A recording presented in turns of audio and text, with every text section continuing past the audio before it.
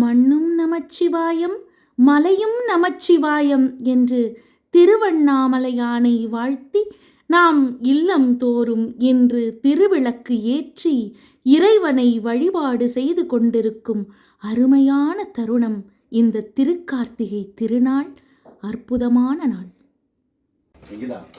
கார்த்திகை அதுமா ஏதோ தோசை மாவு வச்சிருக்கேன். என்னது இது? பார்த்தா உங்களுக்கு தோசை மாவு மாதிரி இருக்கா? இதுல தோசை மாவு கொடுத்தா நீங்க தின்னுவீங்களா? இது என்னது இதுப்பா? இது வந்து அப்பம் மாவு. அப்பம் மாவா? ஆமா. இந்த அப்பம் மாவு எப்படி செய்வோம் சொல்லுமா நீ ரெசிபி? அப்பம் மாவு? ஆமா. ஏன்னா எங்க காலேஜ்ல நிறைய பேர் அப்பம் மாவு எப்படி செய்யணும், அப்பம் எப்படி செய்யணும் அப்படின்னு ரெசிபி கேட்டுட்டே இருக்கா. பாத்துங்க ஜனங்களே, எங்க மேல தப்பு இல்லை, இது ஏதோ நடக்குது. அப்பமுக்கு முதல்ல என்ன செய்யணும்? ஒரு அழகு பச்சரிசி ஒரு அழகு எடுத்துக்கணும். 3 மணி நேரம் ஊற வைக்கணும். 3 மணி நேரம் ஊற வைக்கணும். ஊற வச்சதுக்கு அப்புறம் அதை நல்லா நைஸா மிக்சியில போட்டு கிரைண்ட் பண்ணிக்கணும். தண்ணி விடாம கிரைண்ட் பண்ணணும். ஃபர்ஸ்ட் தண்ணி விடாம கிரைண்ட் பண்ணிட்டு அப்புறம் தண்ணி விட்டு தோசை மாவு மாதிரி நைஸா அரைச்சுக்கணும்.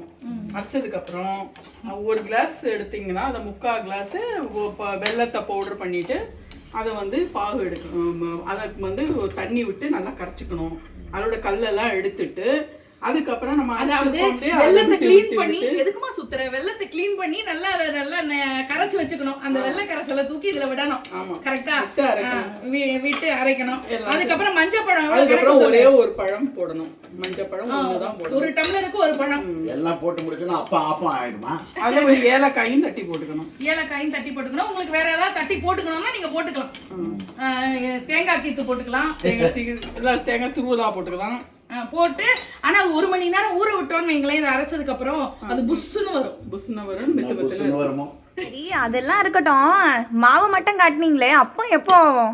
அதை காட்டவே இல்லையே கடைசி வரைக்கும். அது ஒண்ணும் இல்லை. இப்போ நம்ம எண்ணெய் விட்டுருக்கோம். எண்ணெய் சட்டி இப்பக்குள்ள அந்த தட்டு வச்சிருக்கோம், அப்ப தட்டு.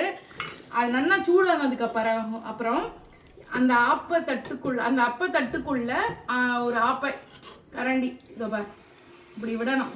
நான் என்னவோ இட்லி கொத்துன்னுல நினைச்சாது. இப்படி விடணும்.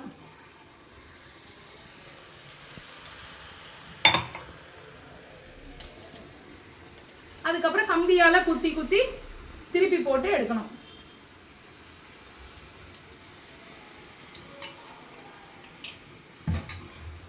இதை திருப்பி போட்டு எடுத்தா அப்பமாச்சு. பொரி உருண்டை எப்படி பண்ணணும்னு சொல்லு.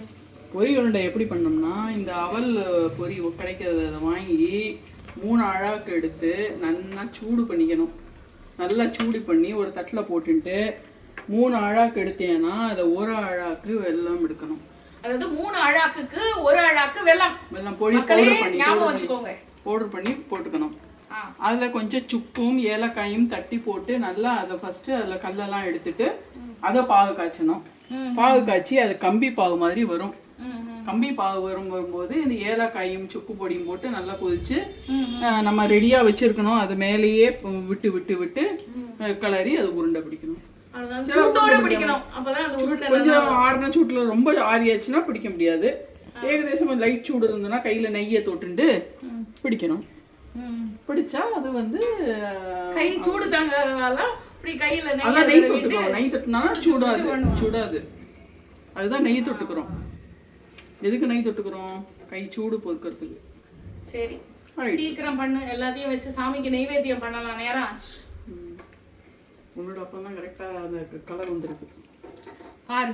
சொல்லி கொடுத்த வாத்தியாரை விட ஸ்டூடெண்ட் தான் இங்க எஃபெக்டிவா இருக்காங்க. ஆமா, ஏன்னா வாத்தியாருக்கு பொறுமை இல்லை.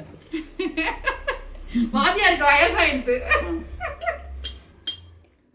இல்லக விளக்கது இருள் கெடுப்பது, சொல்லக விளக்கது சோதி உள்ளது, பல்லக விளக்கது பலரும் காண்பது, நல்லக விளக்கது நமச்சிவாயவே. வணக்கம், அனைவருக்கும் திருக்கார்த்திகை திருநாள் நல்வாழ்த்துக்கள். ரொம்ப சிறப்பா நீங்க உங்க வீட்டுல எல்லா விளக்கையும் ஏற்றி வச்சு திருக்கார்த்திகை தீபம் கொண்டாடி இருப்பீங்கன்னு நினைக்கிறேன். நானும் என் வீட்டுல நிறைய விளக்கெல்லாம் ஏற்றி வச்சு திருக்கார்த்திகையை சிறப்பா கொண்டாடியாச்சு. இறைவனுக்கு ரொம்ப பிடித்தமான அப்பம், அவல், அடை, பொரி இதெல்லாம் வச்சு இறைவனுக்கு நெய்வேத்தியமும் பண்ணியாச்சு. இந்த நல்ல திருக்கார்த்திகை திருநாள்ல உங்ககிட்ட ஒரு நல்ல செய்தியை பகிர்ந்துக்கலாம் அப்படின்னு நான் நினைக்கிறேன்.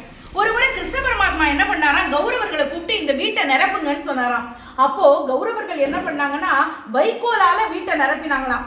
ஆனா பாண்டவர்கள் என்ன பண்ணாங்க தெரியுமா? வீடு முழுக்க அகல் விளக்கை ஏத்தி வச்சு விளக்கால வீட்டை நிரப்பினாங்களாம். நம்முடைய மனசு கூட வீடு மாதிரி தான். நம்ம மனசுல இருக்கிற தீய எண்ணங்கள், தீய செயல்கள், குப்பைகள், இது மாதிரி வைக்கோலால நம்ம மனசை அடைக்காம நல்ல எண்ணங்கள், நல்ல செயல்கள், நல்ல சிந்தனைகள்னு நல்ல நல்ல விஷயங்கள் என்கிற ஒளி விளக்கால நம்ம மனசை நிறைக்கணும். அப்பதான் வீடும் பிரகாசமா இருக்கும், நம்ம மனசும் பிரகாசமா இருக்கும். நம்ம விளக்கேத்துறதுங்கிறது வெறும் புற இருளை போக்குவதற்காக மட்டும் இல்லைங்க, நம்ம மனசுல இருக்கிற இருளையும் போக்குவதற்காகத்தான். அதனால நீங்க எல்லாருமே ஒவ்வொரு நாளும் இறைவனுடைய நாமத்தை சொல்லி உங்க வீட்டுல திருவிளக்கை ஏற்றுங்கள். உங்க வாழ்க்கை பிரகாசமாக இருக்கும். நானும் எங்க வீட்டுல சிறப்பா இன்னைக்கு விளக்கேத்தி வழிபாடு பண்ணியாச்சு. இந்த திருக்கார்த்திகை திருநாளில் ஒரு சிறந்த செய்தியோடு உங்களிடமிருந்து விடைபெறுகிறேன். நன்றி, வணக்கம். 5 கரத்தனை யானை முகத்தனை இந்தின் இளம்பிறை போல மகிற்றனை நந்தி மகந்தனை ஞானக் கொழுந்தினை புந்தியில் வைத்தடி போற்றுகின்றேனே.